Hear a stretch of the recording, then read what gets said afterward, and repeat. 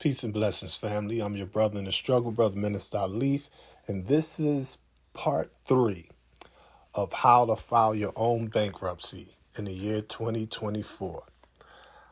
I want to open up with how President Trump used bankruptcies because it's a lot of misnomers with this. Let's look at the reality of it. All right.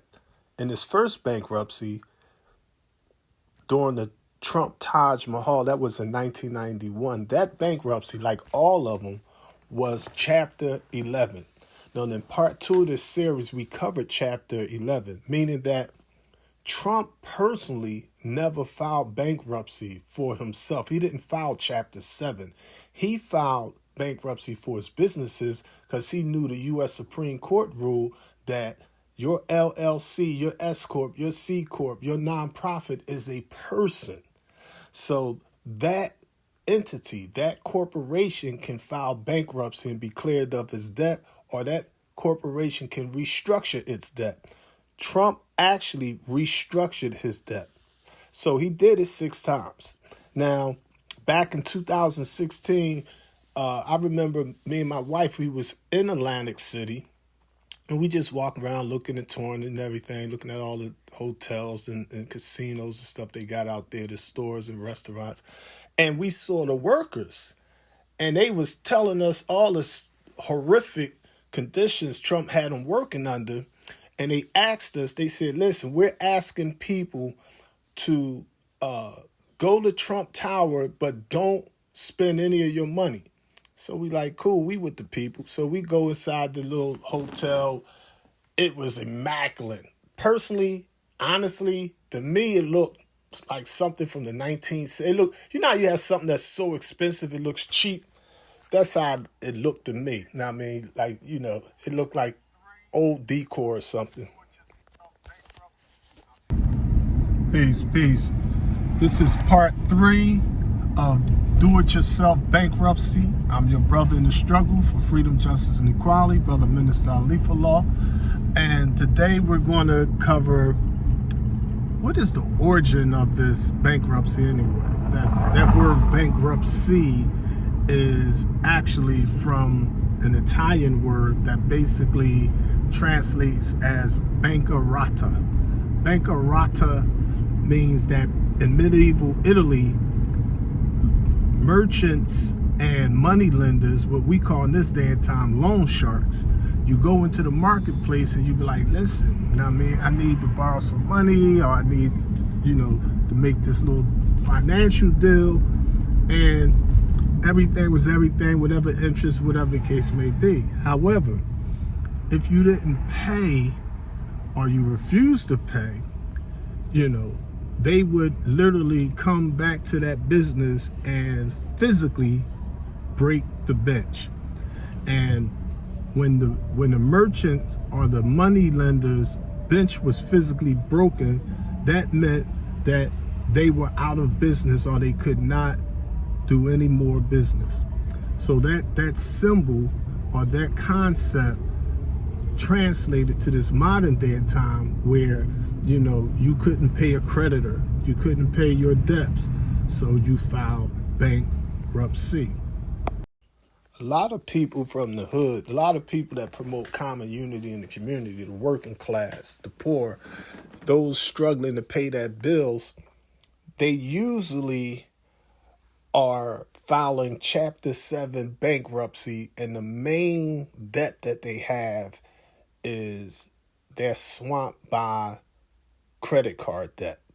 It could be department store cards, but the majority of the cards are revolving accounts with like Visa and MasterCard, Discover, American Express, what have you, Chase, even bank credit cards. Bank credit cards are basically the same.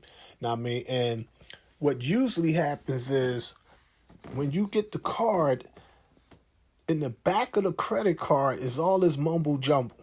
That nobody reads. And even if you did read it, you wouldn't comprehend it. And they basically got it structured in such a way that you could pay your bills, you could pay the balance every month on time, you can carry a balance, You could never be late with any payments and do everything perfect. And it supplements your income. Is because it still is a loan at the end of the day. But they got it structured where circumstances may come where you miss one payment and they want to raise the interest. They want to cut the available credit. Now you borrow from Peter to pay Paul till the whole thing just collapse on people and they wind up in bankruptcy court. The good thing is the bankruptcy judge will let you copy on paper the front and back of all your credit cards and put the addresses, and the judge will clear you of all of that credit card debt. It's a blessing in disguise. As we explained in part 1 of how to do it yourself or the DIY bankruptcy for 2024, you can't just file your bankruptcy anywhere. You don't want to be in the wrong court.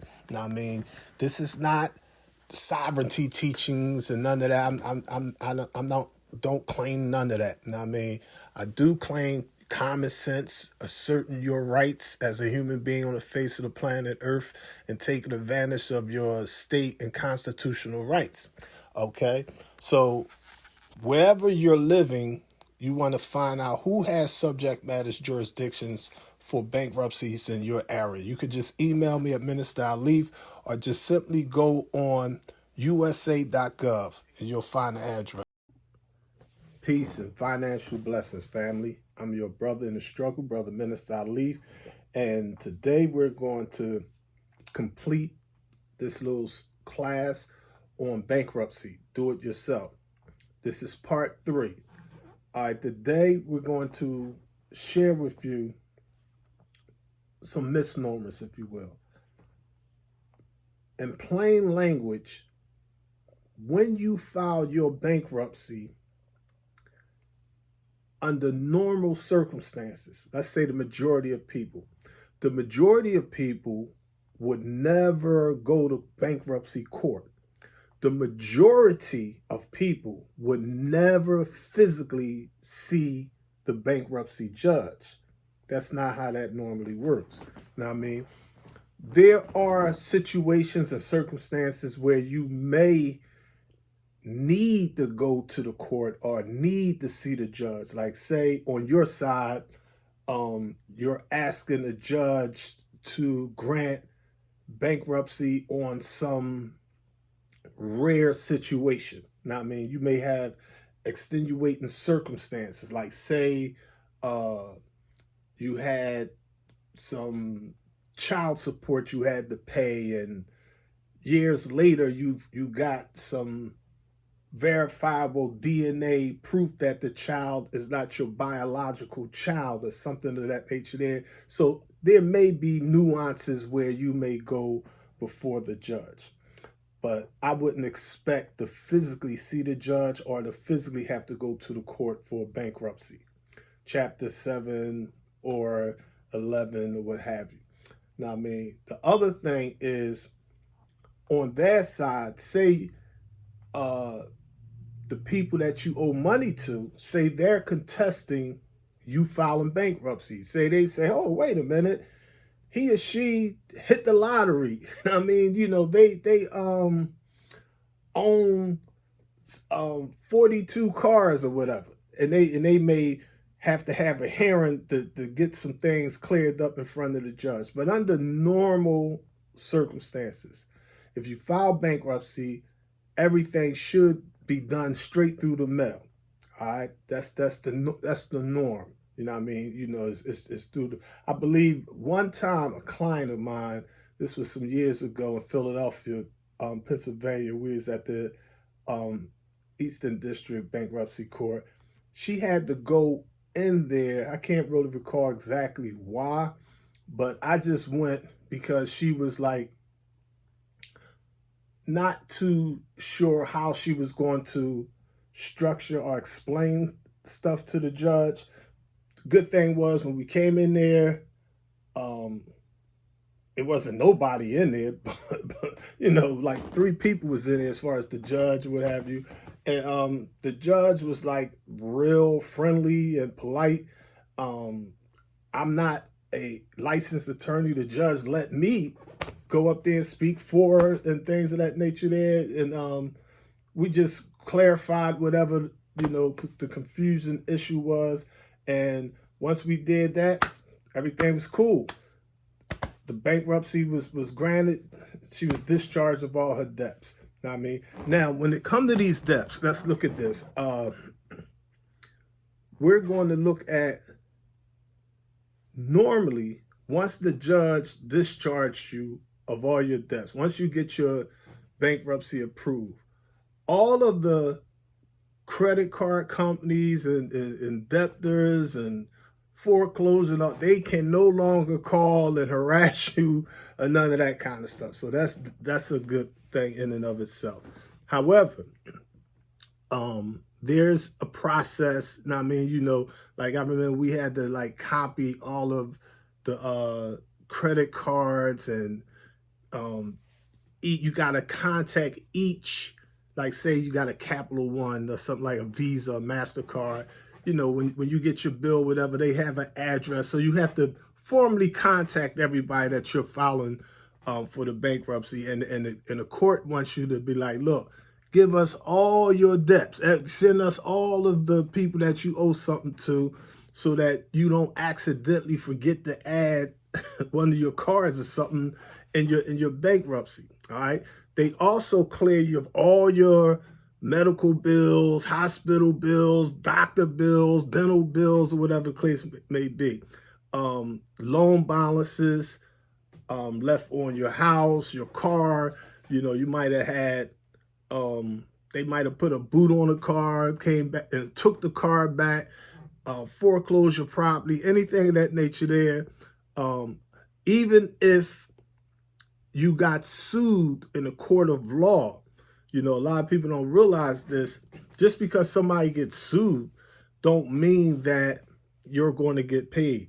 I mean, you can sue somebody and they can file bankruptcy, and the court can grant that bankruptcy and clear them of your legally won lawsuit money, because everyone in the United States of America has the constitutional right to privilege. They have equal protection under the law, due process of law, and they are protected against excessive fines. So if they saying oh, they want me to pay $1 billion, I can't afford that. They can file bankruptcy to get that. You also, the electric in your home, the water bill, phone bills and things of that nature, all that stuff could get discharged under Chapter 7 bankruptcy. Like if you personally filed your own bankruptcy, you would clear yourself all those debts. We'll get back to that very briefly for a moment. But we do want to clarify what is not normally granted under bankruptcy. Even when you win or get your debts discharged or you're granted bankruptcy, you still have to pay back child support if you're in arrears or what have you. If you had a spouse and you owed them back alimony money, you still have to pay that spouse the back alimony money.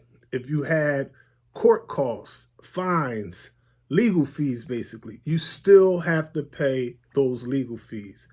And of course, if you owe the IRS back taxes, you still have to pay the IRS. Now, a lot of people look at that, with a solemn face, but it's actually fair. It's fair because if on the front end, the judge is clearing you of your credit card debts and all your major debts, that money that you was paying every month to all these creditors and debt collectors, whatever, you're now not paying that money. Next, in 1 month, whatever money you was paying, Visa, MasterCard, and all of them, you're not paying that this month. That money stays in your account. If you work, when you get your check in 2 weeks, whatever savings you got, that money is now secure. You don't have to worry about using it to pay those debts. So that frees up money. And before you file your bankruptcy, you have to take your online bankruptcy course and get your certificate.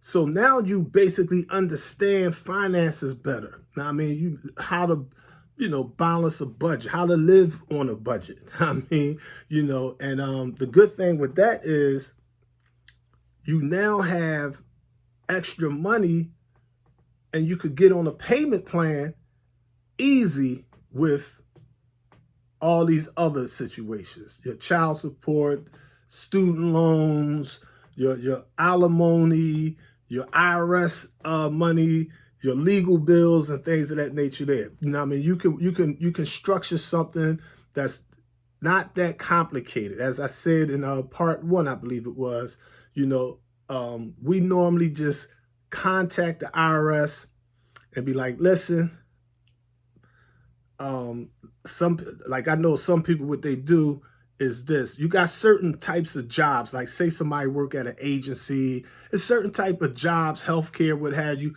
they don't take out no taxes. And some people never sign a paper to let somebody take out their taxes. And they get this bigger check every 2 weeks or what have you. When they get their paycheck, the paycheck is because they're not taking out for taxes. They ain't taking out state, Social Security, none of that. You know what I mean? So now they got a bigger check. The problem with that is from them not taking out taxes and they get this bigger check, most people spend that extra money instead of saying, oh, I'm still going to have to pay my taxes. Let me put this in the bank and save this money so that when tax time come around, April 15th, what have you, I'll have, some money to go ahead and pay these taxes off. I just got to pay them myself. You know what I mean? And, if you don't do that, now you're in a situation where the IRS going to contact you like, yo, you didn't pay these taxes. You owe us this. And a lot of people by that time is even in debt with other stuff. And with those situations, they could lock you up. They could freeze your bank account. They could really come after you.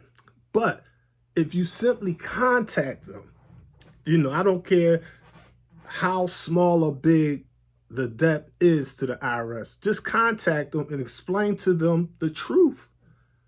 I don't have the money to pay you. Like, I owe you this, but I don't. They'll be like, okay, they basically going to look at it like, all right, what do you have? They're going to look at your assets like, okay, how much money is you making? Where do you work? You know what I mean? You getting unemployment, you getting the pensions, you getting Social Security, disability, whatever. How much you got in your savings? I mean, and once they look at it and say, okay, this person really can't afford to pay this huge bill that they owe, they're not going to forgive it, but they're going to be like, give us pennies on the dollar. Like, if you owe the IRS $10,000, they may tell you, all right, well, look, give us, say, $500, and then every month give us $160 until you pay off that. So now, instead of giving them $10,000, you say, okay, well, I'll give them $500 now, and every time I get my money, my check, my pension comes in, or whatever checks you'll get, your annuities or whatever, you'll say, okay, well, I'm making, say, $5,000 a month, $3,000 a month, $50,000 a month, $5 million a month. I just take a portion of my money and pay them. Now, if you can afford it, the smart, logical thing would be get them people all that money. Get that out the way. I mean, it's not even worth the hassle, the headache. You know what I mean? But if you honestly is living from paycheck to paycheck and you have other expenses, other bills, they're not going to expect you to change your lifestyle. They don't want you to become homeless. They're not going to have you turn your cable off, or they ain't going to say, well, you can't have a smartphone or a computer, or you can't celebrate holidays or buy your children some toys or whatever. They'd be like, now go ahead and do your thing, but just set something aside for us every month as an automatic payment. You know what I mean? And that's how that Chapter 7 basically works itself out. I would explain that the main benefit for the Chapter 7 bankruptcy is for a person who has a lot of credit card debts, and they can't afford to keep paying all those credit card bills, you can literally consolidate all those credit card debts into one low monthly payment, and you can file bankruptcy. Now, I mean, so it's different ways you could go about dealing with that. Now, I mean, in this day and time, I see clients that it's actually easier for them to consolidate the credit card debt and just get that one low monthly payment. The benefit of the bankruptcy to other clients is, say they have a lot of credit card debt. Some people got $30,000, $100,000, $1 million in credit card debt. If they get that debt discharged through bankruptcy, they ain't got to pay it. And of course, credit card companies ain't gonna lose their money. They're gonna be like, well, we once we get this bankruptcy, what have you, we just gonna simply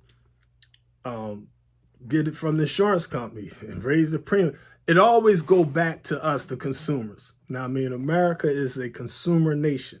Now, I mean, so things get more and more expensive as time goes on. Inflation keeps going up. Now, I mean, so this is the world we're in right now. This is the capitalist imperialist world that we're in. It's like corporations run this. I mean, you may think other things run it. You may think the politicians run it. You may think the religious leaders run it. The corporations run this. I mean, and that's the way it is right now. Send your questions, comments, or suggestions on bankruptcy. I can't talk long. I can send brief answers out. I'll send you a little text or send me an email. You can email me at ministeralif@gmail.com. In fact, I'll put the my business phone number and my email somewhere in the link on this video. Thank you for your time and patience. The struggle continues. Peace. Thanks for listening. This concludes part 3 of the 2024 personal bankruptcy. File it yourself. If you have any questions, need help for anything, we'll give you a free consultation. You can email me at ministeralif@gmail.com. To learn more, visit our website at noireport.com.